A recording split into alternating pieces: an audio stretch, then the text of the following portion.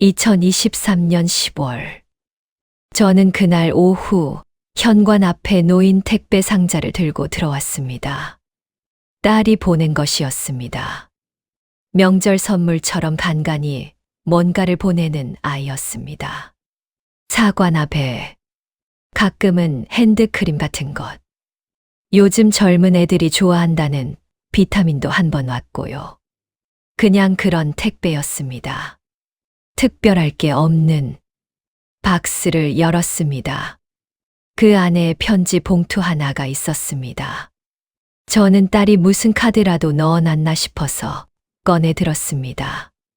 그런데 수신인이 제 이름이 아니었습니다. 봉투에는 이렇게 쓰여 있었습니다. 엄마에게 순이가. 저는 그 글씨를 보면서 이상하다고 생각했습니다. 저는 이름이 순이가 아니었습니다. 우리 딸 이름도 순이가 아니었습니다. 저는 이름이 정미입니다. 올해 62. 남편과 33년을 살았습니다. 남편은 건설 현장 감독이었습니다. 젊을 때 많이 힘들었습니다. 지방을 다니는 일이라 집에 없는 날이 많았습니다. 아이 둘을 거의 혼자 키웠습니다. 딸이 하나, 아들이 하나. 딸이 위였습니다. 윤지. 지금 35입니다. 윤지는 착한 아이였습니다.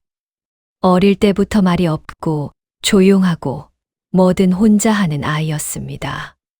학교도 혼자 가고 숙제도 혼자 하고 울 때도 방에 들어가서 혼자 울었습니다. 저는 그게 편했습니다. 아들이 훨씬 많이 때를 썼거든요. 윤지는 잘 크고 있다고 생각했습니다. 그러나 지금 돌아보면 그 조용함이 사실은 다른 이야기였습니다. 아이가 조용한 게 편해서가 아니라 엄마한테 말을 걸면 엄마가 바쁠까봐 그랬던 거였습니다. 그걸 나중에야 알았습니다. 너무 나중에. 윤지가 31에 결혼을 했습니다. 남자가 좋은 사람이었습니다. 성실하고 조용한 사람. 윤지랑 잘 맞는 것 같았습니다. 조용한 사람끼리 만나서 조용하게 살겠지. 그렇게 생각했습니다. 결혼 후에 윤지가 자주 연락하지 않았습니다. 저도 자주 하지 않았습니다. 이상한 일이지요. 원래 그렇게 살았으니까요. 서로 연락이 뜸해도 이상한 게 아니었습니다. 명절에 보고 생일에 전화하고.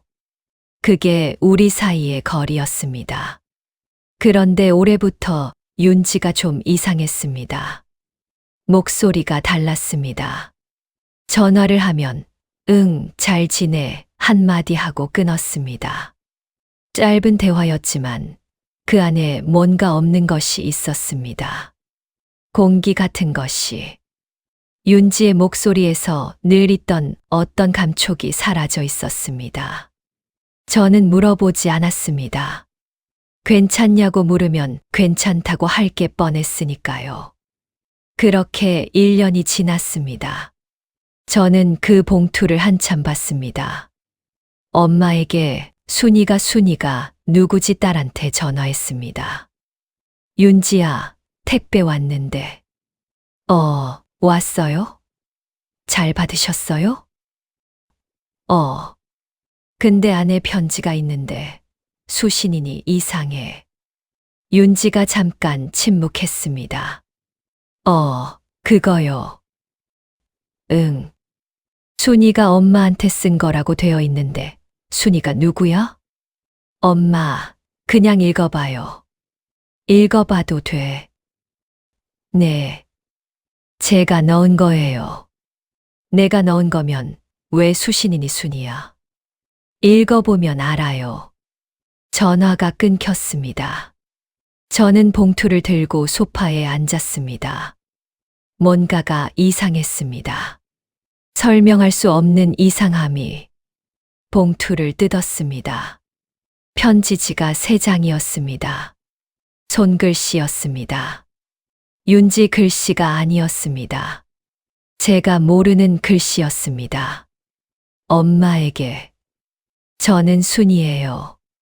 엄마는 저를 모르지만 저는 엄마를 알아요. 제가 엄마 딸이 된 건 태어난 지 사흘째 되던 날이었어요. 그때 저는 아무것도 몰랐고 지금도 그날을 기억하지 못해요. 하지만 엄마가 나를 안아줬다는 건 알아요. 그날부터 나는 엄마 딸이었어요. 저는 그 문장에서 손이 멈췄습니다. 심장이 무언가를 알아챘습니다. 머리보다 먼저 계속 읽었습니다. 저는 지금 15이에요. 중학교 3학년이에요. 엄마는 나를 낳자마자 나를 보내셨잖아요. 그래서 나는 다른 집에서 자랐어요. 그 집이 나쁘지 않았어요. 잘 해줬어요. 근데 나는 가끔 궁금했어요. 내 진짜 엄마는 어떤 사람일까? 나를 왜 보냈을까? 저는 읽다가 편지지를 내려놨습니다. 무릎이 떨렸습니다. 이 아이가 누구인지를. 딸한테 다시 전화했습니다. 윤지야. 응. 이 아이가 누구야? 윤지가 대답하기까지 한참 걸렸습니다. 엄마. 저 대학교 2학년 때 아이를 낳았어요. 저는 말이 안 나왔습니다. 미혼모 시설에서 낳았어요. 입양 보냈어요. 혼자 결정했어요. 아니, 어떻게 나도 모르게 엄마한테 말 못했어요. 저는 그 말이 너무 컸습니다. 말 못했다니. 딸이 혼자 임신을 하고, 혼자 낳고, 혼자 아이를 보내고, 혼자 그걸 안고 13년을 살았습니다. 내 옆에서. 내가 모르게. 저는 소파에서 일어날 수가 없었습니다. 왜 말 안 했어? 무서웠어요. 뭐가? 엄마가 실망할까봐요. 그 말에 저는 눈물이 쏟아졌습니다. 딸이 13년 동안 엄마한테 실망을 줄까봐 혼자 그걸 안고 살았다는 것. 그게 무슨 말인지를. 저는 딸이 조용한 아이라고 생각했습니다. 독립적인 아이라고 생각했습니다. 근데 그게 아니었습니다. 딸은 엄마한테도 자신의 속 얘기를 못하는 아이였던 겁니다. 울면서 편지를 다시 읽었습니다. 저는 엄마를 원망하지 않아요. 엄마도 어렸을 거예요. 무서웠을 거예요. 나도 지금 어리니까 조금은 알 것 같아요. 무서운 마음이. 근데 나는 가끔 그게 궁금했어요. 엄마 목소리가 어떤지. 엄마가 밥을 할 때 어떤 냄새가 나는지. 엄마가 화가 나면 어떻게 생겼는지. 나는 엄마한테 화가 없어요. 그냥 한 번쯤은 보고 싶었어요. 저는 이 편지를 엄마의 딸 윤지 언니한테 부탁했어요. 언니가 엄마를 찾아줬어요. 언니가 좋은 사람이에요. 그래서 엄마도 좋은 사람일 것 같아요. 순이 드림. 저는 그 마지막 문장을 읽고 오래 울었습니다. 엄마도 좋은 사람일 것 같아요. 순이는 저를 만난 적도 없는데 그 아이가 저를 그렇게 믿고 있었습니다. 다음 주에 윤지가 왔습니다. 저는 뭘 어떻게 해야 할지 몰랐습니다. 화를 내야 하는지, 안아야 하는지, 그냥 어떤 표정으로 있어야 할지조차 몰랐습니다. 윤지가 들어오면서 저를 봤습니다. 둘 다 아무 말도 하지 않았습니다. 저는 그냥 일어서서 윤지를 안았습니다. 13년 만에, 아니, 어쩌면 처음으로 딸이 품에서 울었습니다. 소리 내서 울었습니다. 저는 딸이 그렇게 우는 걸 처음 봤습니다. 어릴 때도 방에 들어가서 혼자 울던 아이였는데 저도 울었습니다. 한참을 밥을 먹으면서 윤지가 이야기했습니다. 21살, 대학교 2학년, 남자친구가 있었습니다. 좋아했습니다. 임신을 알았을 때 남자는 떠났습니다. 연락이 끊겼습니다. 혼자 남았습니다. 엄마한테 말할 수 없었습니다. 아버지는 지방에 있었습니다. 말하면 다 힘들어질 것 같았습니다. 저한테 실망할 것 같았습니다. 미혼모 시설을 찾아갔습니다. 혼자서 버스를 타고 21살에 거기서 나왔습니다. 딸이었습니다. 사흘을 함께 있었습니다. 이름을 지어줬습니다. 순이. 그리고 보냈습니다. 보내고 나서 버스 타고 학교로 갔어요. 다음 날 수업이 있었어요. 저는 그 말에 가슴이 내려앉았습니다. 아이를 보내고 다음 날 수업을 들으러 간 딸. 얼마나 무너진 얼굴로 앉아 있었을까. 아무도 몰랐겠지. 그 아이가 너를 어떻게 찾았어? 입양기관에 연락해서요. 제가 남겨둔 연락처로요. 내가 연락처를 남겼어. 네. 나중에 이 아이가 찾으면 만날 수 있게. 저는 그 말이 마음에 걸렸습니다. 왜 엄마한테 말 못하고 혼자 그걸 결정했어? 윤지가 젓가락을 내려놨습니다. 엄마, 저 어릴 때 엄마한테 뭔가 말하면 엄마가 힘들어지잖아요. 엄마도 힘들었잖아요. 아빠도 없고 우리 둘 혼자 키우고. 저는 더 보태면 안 된다고 생각했어요. 저는 그 말을 듣고 오래 참았습니다. 딸이 어릴 때부터 엄마를 힘들게 하지 않으려고 조용했던 것이었습니다. 저는 딸의 그 조용함을 독립심이라고 생각했습니다. 그런데 그게 배려였습니다. 스스로를 지우는 배려. 그게 얼마나 힘든 일인지를 이제야 알았습니다. 순이가 만나고 싶어 해요.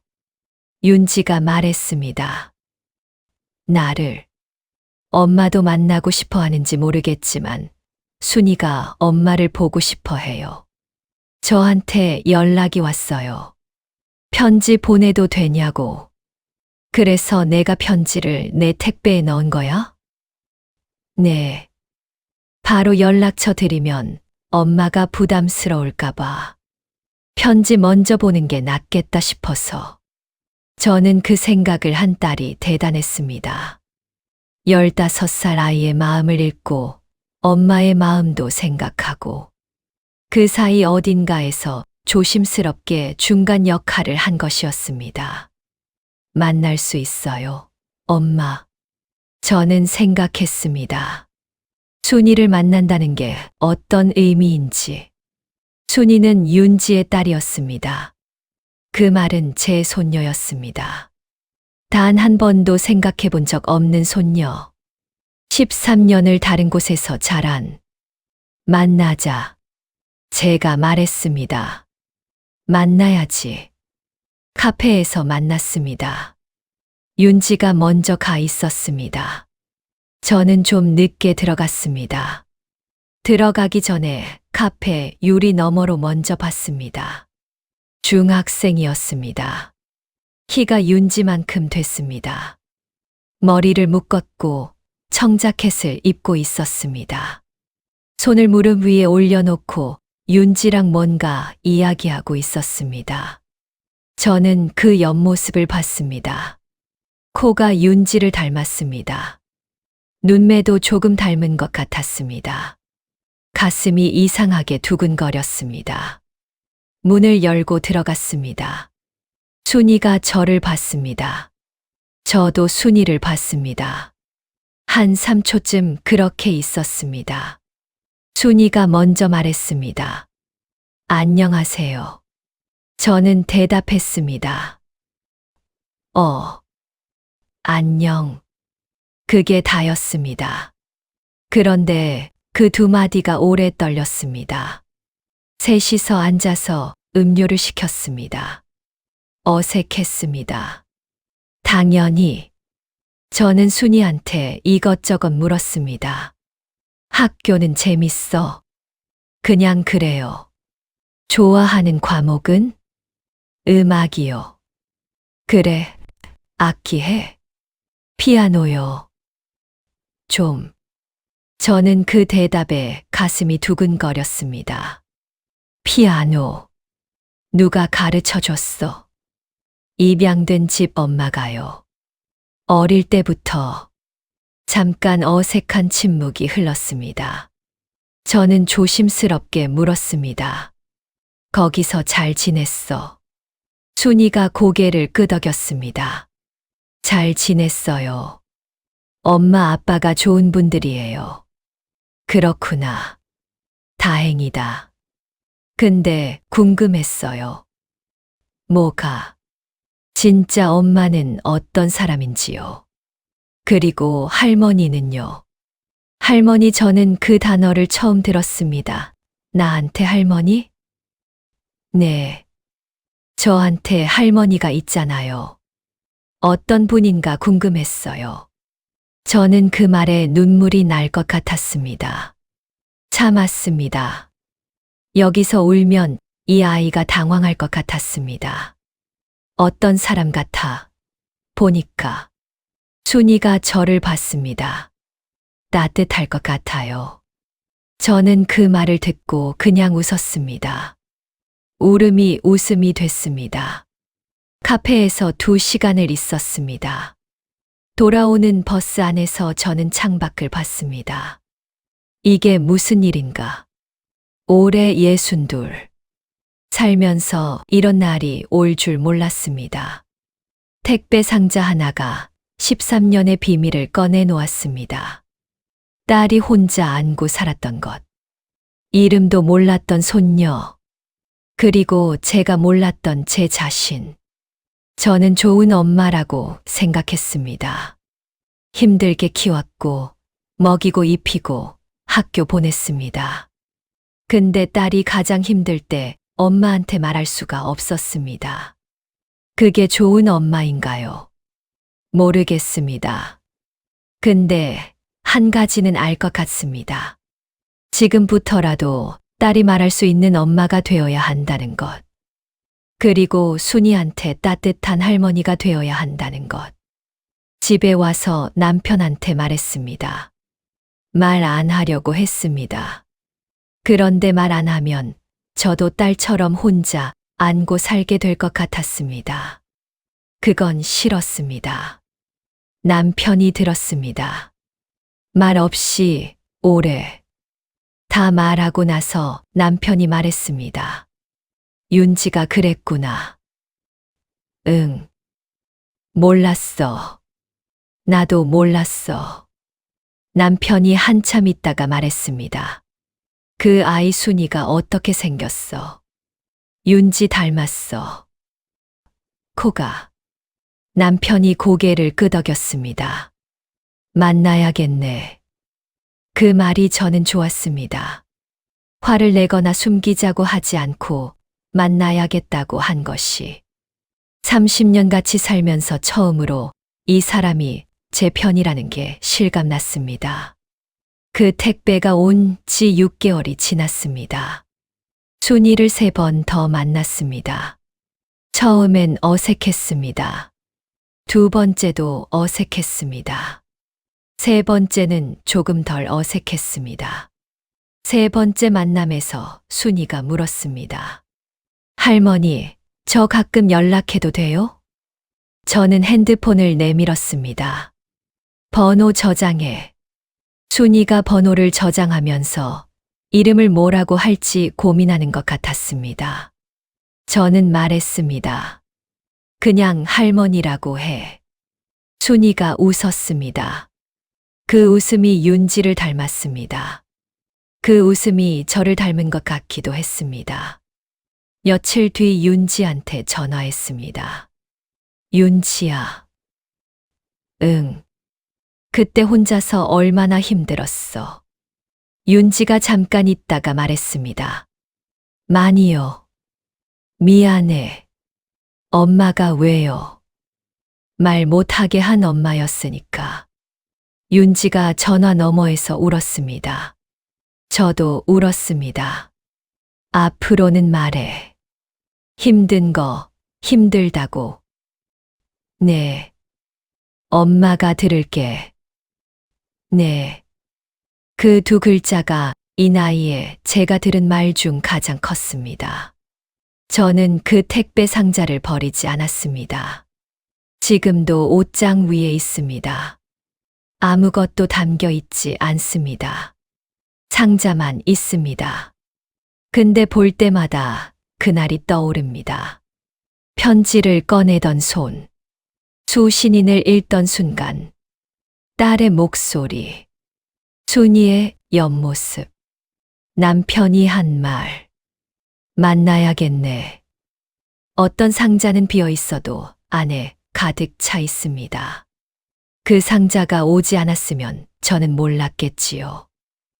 영영, 딸이 혼자 안고 살았다는 것, 나한테 말할 수 없었다는 것, 그리고 어딘가에 내 손녀가 살고 있다는 것, 순이가 언젠가 다시 쓰겠지요.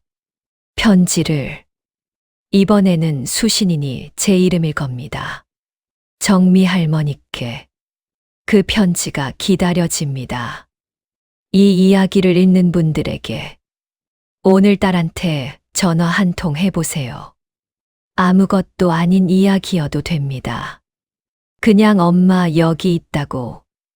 그 말이면 충분합니다.